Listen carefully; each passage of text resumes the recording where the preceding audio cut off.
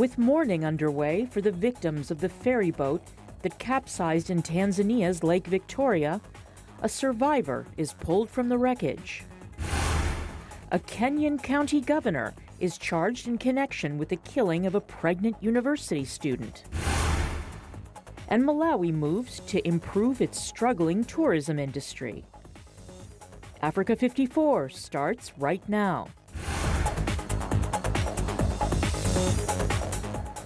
Good evening, I'm Esther Githui. You in for Vincent Makori. This is Africa 54. We begin our broadcast tonight with an update on the tragic ferry disaster on Lake Victoria last Thursday. Tanzanian authorities now say the number of people who died when the ferry capsized has risen to at least 224, and officials say the vessel's managers are being detained for questioning. The MV Nyerere sank on Thursday evening just a few meters from the dock at Ukerewe, the lake's biggest island. Works, Transport and Communications Minister Isaac Kamwelewe told state broadcaster TBC the death toll had risen to 224 as of Sunday afternoon. The definitive cause of the accident is not yet known, but officials say initial investigations show the ferry was overcrowded, carrying more people than legally permitted. A search and rescue team has been attempting to flip the ship back to its normal position so it can be towed to the dock. The head of Tanzania's military general, Venanza Mabeo, says it could take 2 to 3 days to right the vessel. Boat accidents on Lake Victoria, which is shared by Tanzania, Uganda and Kenya, are common, often caused by lax safety laws and old and poorly maintained vessels. One man on the boat says he is lucky to be alive after divers rescued him from the wrecked ferry 2 days after it capsized. David Doyle has his survival story. A moment of respite in Tanzania's ferry disaster. Divers rescued a man from the wreckage on Saturday after they heard signs of life from the vessel. He was rushed to hospital. His condition is unknown.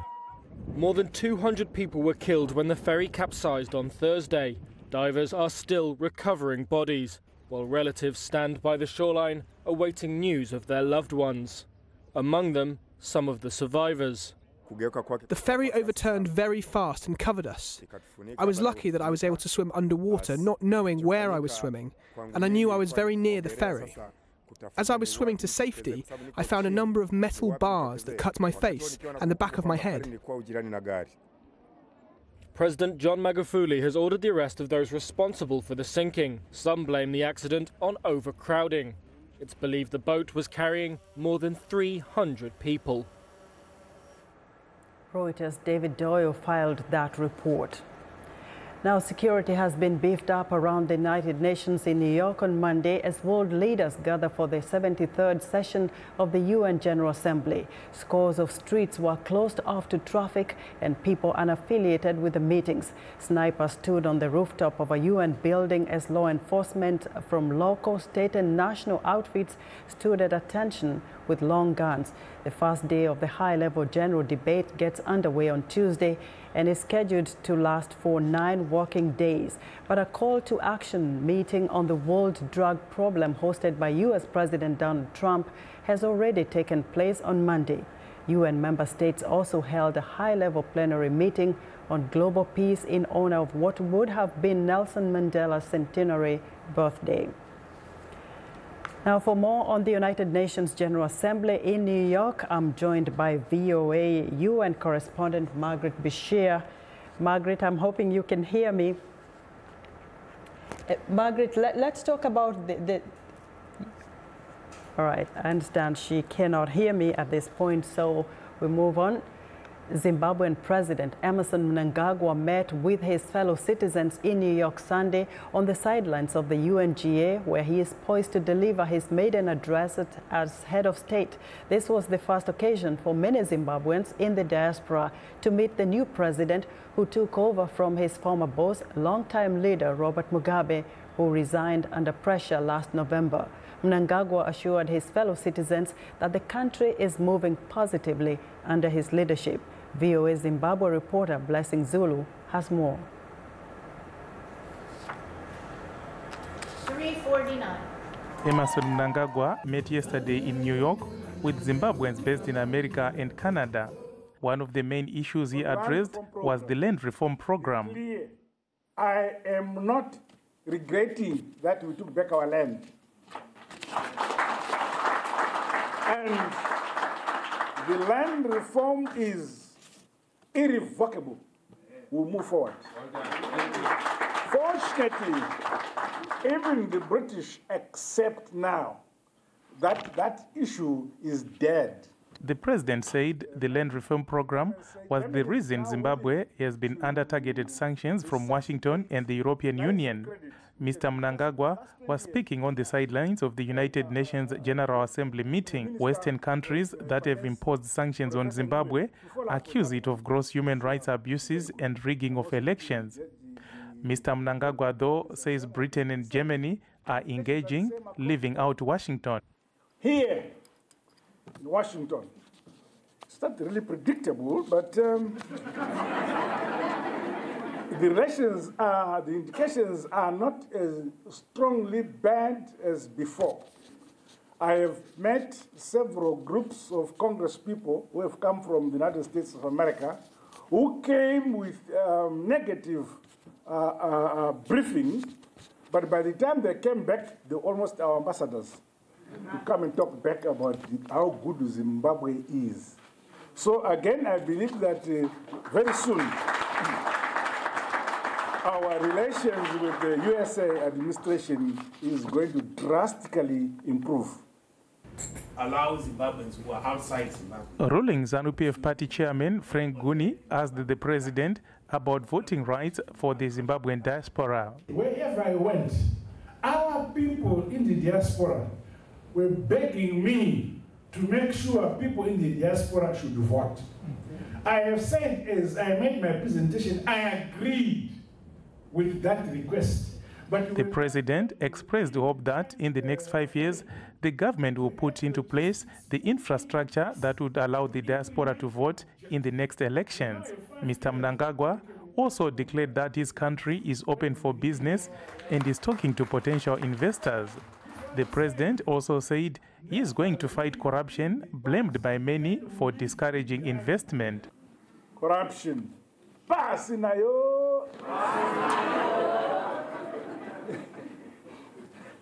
We will fight corruption.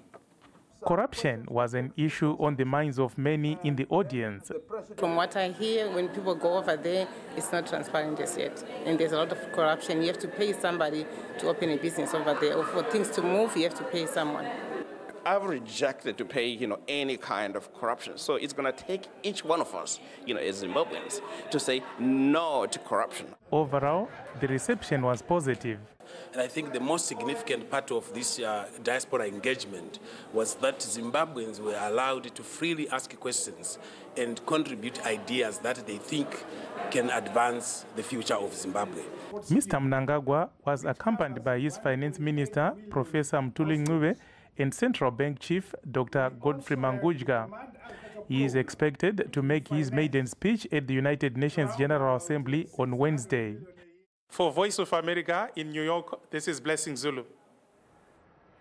Now we're going to go back to the United Nations, where we will have more from our VOA correspondent, Margaret Bashir. Margaret, can you hear me now? And nice to see you over there, Margaret. We did mention a little earlier that there was a meeting to honor Madiba's would have been 100th birthday. What more can you tell us about this meeting this morning? So it's going on all day, Esther. 160 leaders, ministers, representatives of different countries speaking here, honoring Madiba on the centenary of his birth year. The African Union has declared 2014 to 2024 a whole decade for him, and they're recognizing this year specifically because he would have been 100.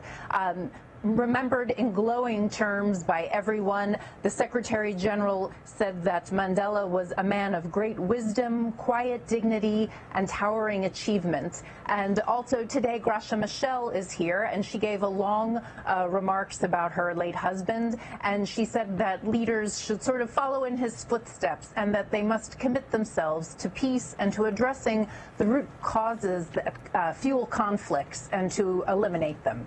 Now, Margaret, so that's the gist of it. Quite a moment today, and also I understand the first ladies of Africa who have been, kind of trying to champion the awareness on raising awareness about HIV and AIDS, also had a meeting. What do they want the world leaders to know? Right, so many of the leaders bring their spouses with them to the General Assembly, and the African First Ladies have an organization that fights against HIV and AIDS and works for women's reproductive health in Africa. So they're holding a session today, and they're talking about policy strategies and ways to make Africa free, to eliminate it, to eliminate HIV and AIDS from the African continent. So they're trying to shine a spotlight on that here today. In the morning, we had U.S. President Donald Trump. What do the world leaders say about the war on, drugs in the world? Right, so President Trump here very briefly this morning on his first outing back here since last year. He spoke about the global war on drugs, and he wants 4 goals: to reduce the demand for drugs, to cut the supply, to expand treatment for drug users, and to strengthen international cooperation. So there was a political declaration. 130 countries have signed on to it. They were all there present in the room. Mr. Trump made about 4 minutes of remarks. Secretary General spoke, and that was the total of the event. It was actually a very brief event here to kick off Leaders Week. Margaret, fantastic. Reporting as usual, just the first day, so we'll catch up again tomorrow. There will be more, definitely. Tomorrow, big day. Thank you so much, Margaret. VOA UN correspondent Margaret Bashir reporting live via Skype from New York. Now, a Kenyan county governor was charged in court Monday with murdering a second-year student attending Rongo University, whom he allegedly got pregnant. Zakaria Okoth-Obado, the governor of Migori County in western Kenya, denies killing Sharon Otieno and her unborn child.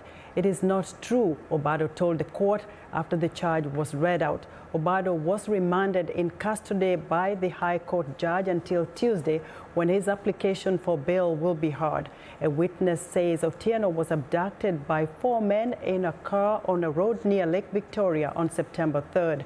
The National Prosecution Authority says her body was found a day later in a thicket near Oyugis, a small town about 40 kilometers away.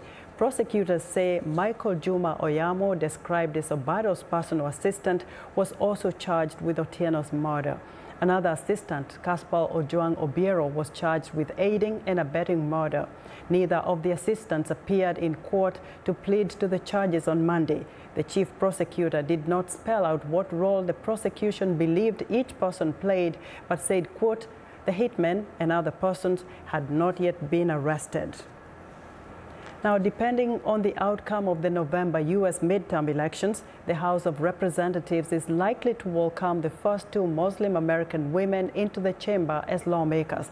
They would join Indiana Congressman Andrew Carson as members of the national government representing an often misunderstood and marginalized faith.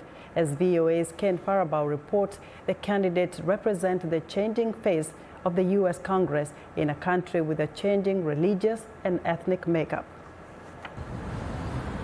It started in Michigan. But I want to thank all of you so much. This is a lot of hard work. Did you win? Yes.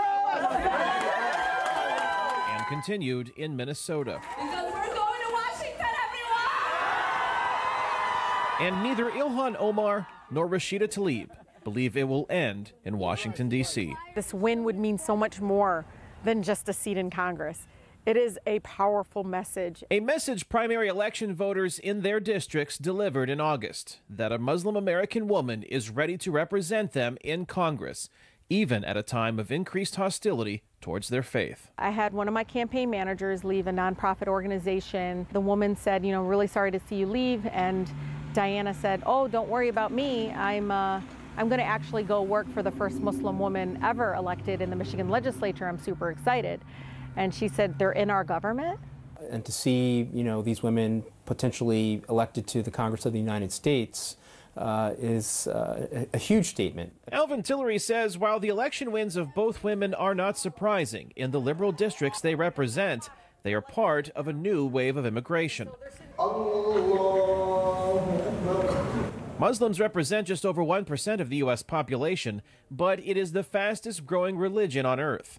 The Pew Research Center says by 2040, Islam will be the second largest religion in the U.S., and Omar and Talib represent the face of that changing population. This is the quintessentially American story. It's the story of, Irish immigrants and Italian immigrants, Polish immigrants. It's just playing out with a different religion and ethnicities, and that's what America's supposed to be about. Talib, the daughter of Palestinian immigrants, was born and raised in Detroit, Michigan. Omar was born in Somalia, but fled to a refugee camp in Kenya before joining the large Somali community in Minneapolis, Minnesota. Welcome to the House of Representatives. While both come from families shaped by war and have faced hostility toward their religion on both sides of the political aisle, they represent a progressive wing of the Democratic Party that hopes to take control of the U.S. House in the November midterm elections, contests both women still have to win. Talib is running unopposed, and while Omar faces opposition from a Republican challenger, she is likely to win. But Tillery says their biggest challenge isn't winning elections, it's meeting the expectations of voters and the Muslim American community. So there will be, in essence, a greater burden on them because of their identities and because of the historic change that they represent. They'll have a larger portfolio and a larger set of expectations than the normal freshman congressperson. A Congress that will tackle many tough issues, including U.S. border security, immigration, and election integrity. Issues both Talib and Omar hope to have an opportunity to weigh in on when the next Congress convenes in January. Kane Fairbaugh, VOA News, Chicago, Illinois.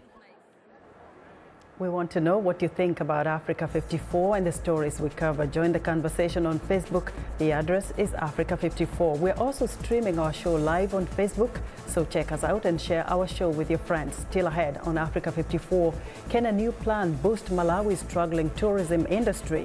But first, a look at Monday's headlines.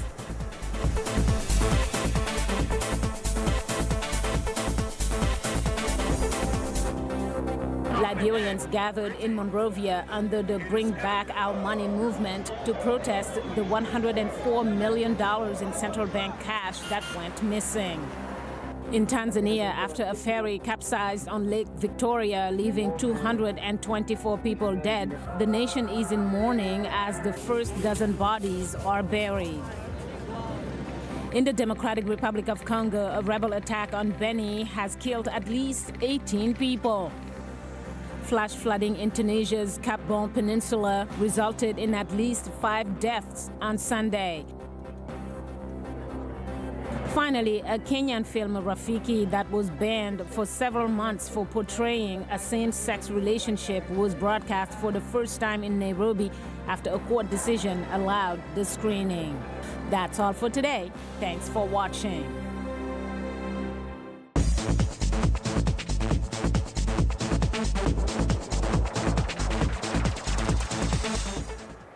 We often hear the term fair trade being used, but what does it really mean? How does fair trade ensure economic benefits for products such as coffee, tea, and others? For a better understanding of fair trade, I'm joined by Mary Linnell Simmons, Director of Marketing for Fair Trade America. Mary, welcome to Africa 54. Thank you for having me, Esther. Same key question. A lot of people would be asking, what is fair trade? Fair trade is a product certification that you might see on certain products with this little symbol here. It says fair trade. And what it is it's a way of making sure that farmers and workers who are producing a lot of the ingredients we love are benefiting, such as cocoa, such as coffee, such as tea, like you mentioned. Yes, and so a lot of people wonder, okay, such farmers, can they really even set the price for their products through fair trade? Mm-hmm. So fair trade has 2 pricing mechanisms. One is a sustainable floor price, and what that means is that when the market price drops below a certain level, farmers won't be left out, so that they get at least a minimum price. If it's higher, if the market value is higher, they get the higher price.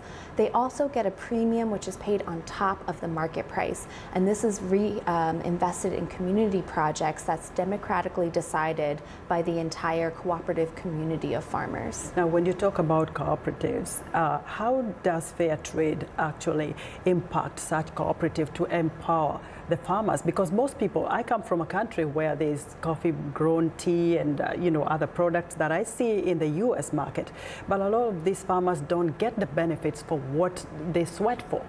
How do we ensure that farmer out there, joining a cooperative will be able to benefit from fair trade? Absolutely. Well, I think we can all agree that working collectively is a lot better than working alone. A lot of the farmers we work with own less than 3 acres of land. They might earn $2 a day. And so by working together with their community, they can do more than if they were just working alone. Also, fair trade is an audited certification. So it's not as if we're just saying, just trust us and we're saying these things, but they don't really have any backing. So we have auditors go in and check to make sure that farmers are benefiting from the certification. And at the end of the day, it's voluntary as well. Farmers choose this. This isn't a legal thing that anybody has to do. They want to do it because it's better for their businesses, it's better for their farms. I see you have some products on the table. I do.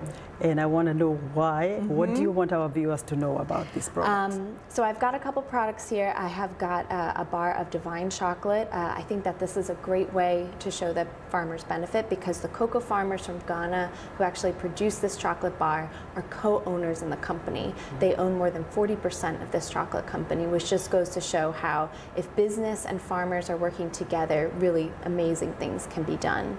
I've also brought a pint of Ben & Jerry's ice cream, which a lot of people love. Every single pint of Ben & Jerry's is fair trade certified. In particular, vanilla, for example, and anybody's favorite vanilla classic ice cream is coming from Madagascar and is fair trade certified. And then additionally, we have coffee, which most people associate with fair trade. This coffee is from Ethiopia in particular, but we're seeing more and more people are getting into specialty coffee. They're interested in where it's coming from, and fair trade is a way of farmers getting more benefit from what they grow. Now, in those countries where they grow that, and very briefly, people don't see that. Now, here in America, actually, when I knew you were coming, I went to the store and I bought some coffee that says fair trade. How do people get to buy such? How do they even know what to buy and how this goes along to benefit the producers? Very briefly. Absolutely. So we suggest shopping at retailers who support fair trade, such as Whole Foods Market is a big supporter of fair trade. They display it very prominently. Look for the little symbol every time that you go shopping, then you know. Additionally, go on our website, go on our social media, find out more about the farmers that you're impacting. Mary, thank you very much for coming on Africa 54. Thank you for having me. Wish we had a little more time, but that's what it is today. Mary Linnell Simmons is the Director of Marketing for Fair Trade America. Malawi continues to struggle to develop its tourism industry despite having several attractions, including national parks, game reserves, and mountains. But the government has developed a tourism strategic plan that seeks to address challenges to attracting more tourists. Lamek Messina reports from Blantyre on Malawi's efforts to develop the industry. The day-long event was part of activities to raise awareness for World Tourism Day on September 27 and promote Malawi tourism. Tourism operators set up pavilions to showcase their products and services for tourists. We can't tell a foreign tourist about Malawi if ourselves we don't know what Malawi has to offer as regards tourism. So we want to promote domestic tourism, and thereby it will also lead to an improvement in the foreign tourism as well. But tourism is largely hampered by Malawi's poor air transport infrastructure, according to a World Economic Forum report on travel and tourism. It ranks Malawi among the worst in the world at 126 of 141 economies it surveyed on tourism competitiveness. But Malawi authorities say they are working on a new tourism strategic plan that seeks to address that. It has pointed out on airports that need attention.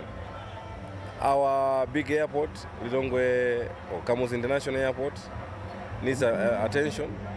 Luckily, government is expanding that airport. The government also supports the animal welfare charity African Parks in its drive to restore animals like elephants cheetahs and lions to various national parks in the country. And it has responded to calls from tourism operators to reduce the $75 visa fee it introduced 3 years ago on tourists from countries that require Malawians to pay visa fees.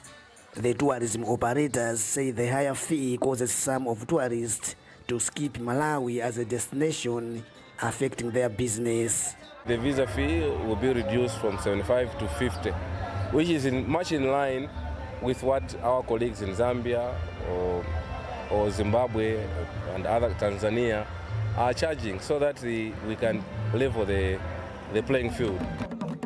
Tourism operators are pleased. It shows that the government is committed. People, all the stakeholders in the industry are committed, and they are happy that we'll be having now more tourists coming in. Government authorities say these actions could boost Malawi's GDP by 7.7% this year. Lamek Masina for VOA News, Blantyre.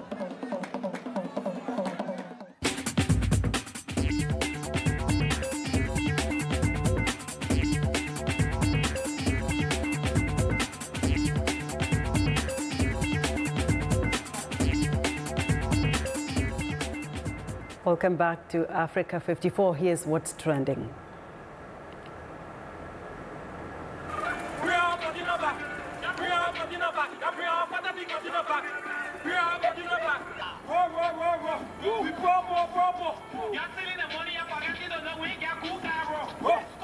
The lyrics to this song is echoing across Liberia. Bring Our Container Back by artists Kipanto and Afofodo was recorded when the government announced it was launching investigations into the whereabouts of $104 million in missing cash. The disappearance sparked outrage across the West African country, with politicians and civil society calling for more transparency around the case. The hashtag Bring Back Our Money has become a rallying cry on social media, and Kipanto and Afofodo's new song is now a popular request on local radio. And finally, at the Tokyo Game Show, the world's top firms are competing to show off their very latest high-tech gaming gadgetry. Crowds are flocking not only to the latest smartphone shoot-'em-up, but classic games from the 1980s like Donkey Kong and Mario Brothers, as manufacturers wheel out revamped versions of their old games consoles to capture a new market. The Tokyo Game Show is Asia's largest, with 250,000 visitors expected to visit the event. Some 668 firms from 41 countries are set to showcase their latest cutting-edge wares. And that's what's trending today. Be sure to watch Africa 54 on our website at voaafrica.com. For more news, tune in to VOA's evening radio show Africa News Tonight at 1800 UTC, and in the mornings to Daybreak Africa between 0300 and 0600 Monday through Friday. Thanks for watching, and good night from Washington.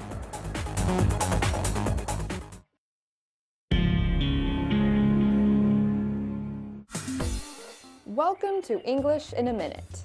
A corner is basically an angle where two sides meet. Boxed in a corner. Let's find out why these two are talking about corners. What's wrong? You look worried. My friend Nico quit his job, had a baby, and bought a new house, all at the same time. How's that going? Not good. He's out of